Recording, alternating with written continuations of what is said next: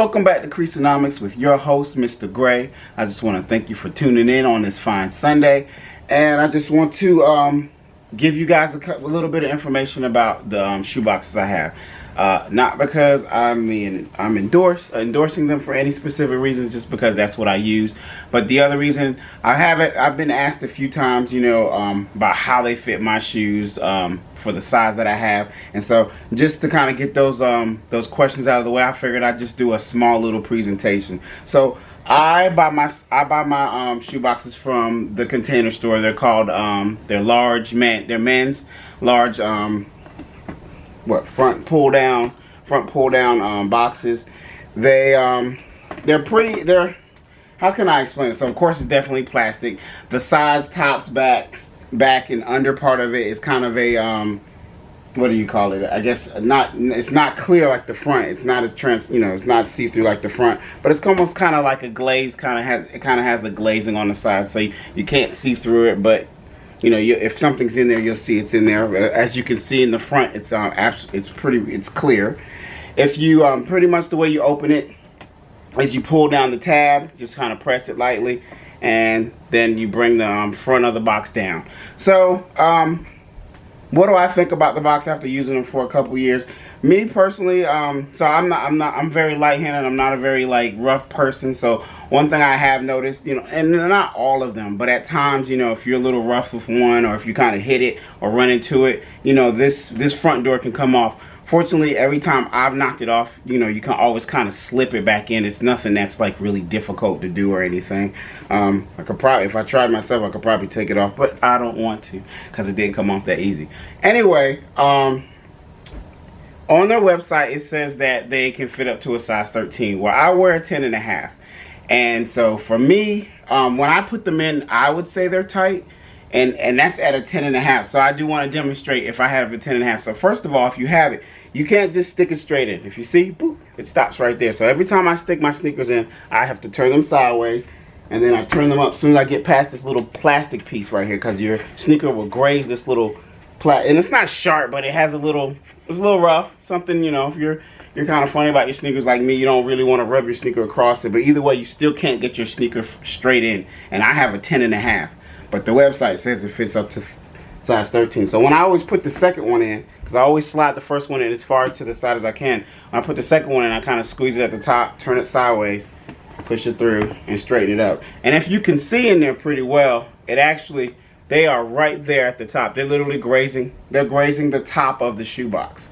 So, and these are, I'm sure these are Jordan 1s. So if they fit like that, you're probably like, wow, I wonder what bigger shoes would fit like. So first of all, let me just tell you how much room you have after the shoes all the way in. So pull out my handy dandy tape measure here, and I'm going to measure from the back of the shoe to the front where the door closes. I have 2 whole inches left. Of course, it doesn't help if you have a bigger shoe, because if you have a shoe longer, that's the same shoe, of course, it's going to go higher. So I guess with their website saying a size 13, I guess your question would be, what are people doing to get a size 13 in there? And I'm sure you've probably seen it and you probably already know. Well, they're turning their shoe sideways. They're pretty much sticking it in like this and then sticking the other one in like that, which I don't really want to demonstrate because I don't like sitting my shoe sideways. But anyway, so my guess is if you have a size anything, I'm going to say 11 and up, but you can probably squeeze an 11 in there. But I'm still going to say 11 and up, you're 11 to 13, you're probably turning it sideways to get in there, which isn't bad. I'm just saying it's not how I prefer my shoes to be sitting in there.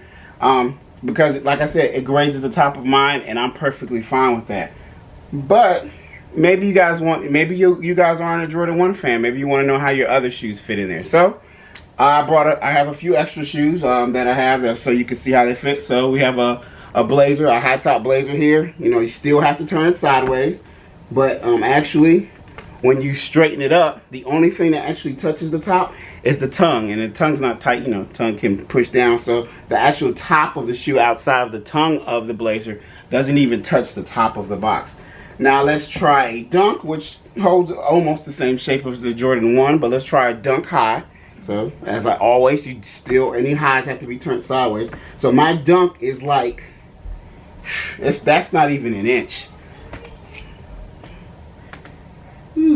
It's not even a quarter of an inch. It's less than a quarter of an inch from the top of the case. So the dunk fits in there, of course, if you turn it sideways, but it actually does not touch the top. It does touch the top as you straighten it out, but once it gets straight, the actual top of the shoe is no longer touching the top of the Container Store front box.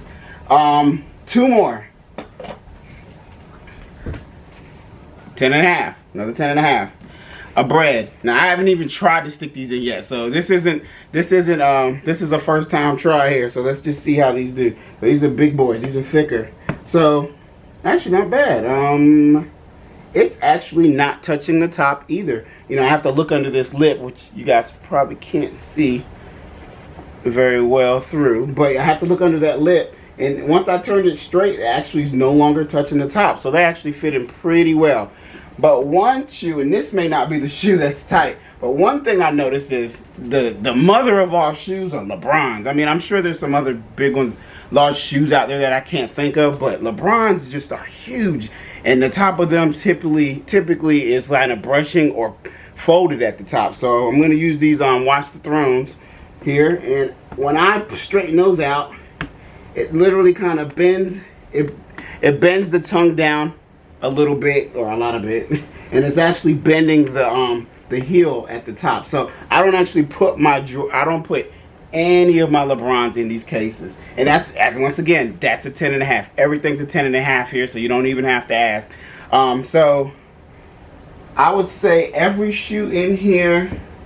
Every shoe gets gets in there perfectly fine, but my LeBrons, they all fit really tight. So if you know you have a thick shoe, something that's a super high top, and the Container Store large drop front boxes probably aren't the way to go. Sideways, yes, it works, because like the website says, it fits up to a size 13. And of course, you don't even have to ask about a low dunk, because it's a low. They're perfect. So what are my, I guess I've already given my pros and cons, but I'll run through them again. Pros, it fits 10.5s perfectly. It doesn't bother me to have to turn the shoe sideways to get it in there. Yes, it grazes the top. With a Jordan 1, it kind of presses to the top just a little bit. It's not like a lot of pressure, but with the LeBron, it's a lot of pressure. For the most part, I don't have a lot of LeBrons, but it pretty much, I mean, I guess you could say it takes 98% of my shoes without a sizing issue. The cons, I would say, my cons about the shoe box would be the connection right here where the door swivels, I guess. It's not the strongest. I mean, I know I shouldn't be able to kick it and it stay on, I understand. But you know, it is a plastic. It's a harder plastic here, and you know, if you're brushing it from the side, sometimes I have mine out, you know, straightened out here, and I'm not paying attention. I hit it and it falls off. One time I was also trying to take photos, and once again, you know, maybe I shouldn't be putting so much pressure on it, and I was trying to sit it like right here on the edge, and you know, the door fell off. The pro to that is, fortunately, they snap back in. It's been very rare that I've been able to get the plastic clip there has actually broken. So all in all, I mean, I think they're great shoe boxes. One question I will answer, because people are like, why do you have shelves and shoe boxes? This has nothing to do with the review of this. Here's why I have shelves and shoe boxes on shelves. Because I originally used to keep all my sneakers in the closet, and my closet got full. I brought them upstairs, but I wasn't really sure what I wanted to do, so I put in shelves. But then I had all these boxes, and I was like, I still want to use them, so I'm still unsure of my complete sneaker setup and what I really want to do at the end of the day. That's something I've still been trying to figure out, and hopefully by the end of the year I decide what I'm going to do.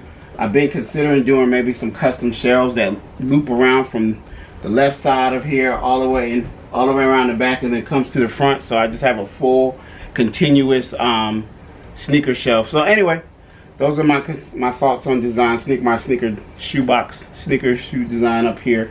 Either way, once again, this is the Container Store large drop front shoe box. One goes for about $8 and some change right now, because I think they're giving 20% off, and they sell them in a box of 6 also. They go for about $47. Just to throw it out there, I know at times I've seen it go up to, and you know, they just drop up, and you know, their percentage off goes up and down throughout the years. Normally never lower than 10 or 15%, but there's been times where I've seen it go up to at least 25%. So if you want some and you don't want to buy them right now, if you wait, at some point it will be 25% off. So anyway, I hope that's helped you guys who've had questions about the Container Store large drop front boxes. And thanks for tuning in. You guys enjoy the rest of your Sunday. Mr. Gray out.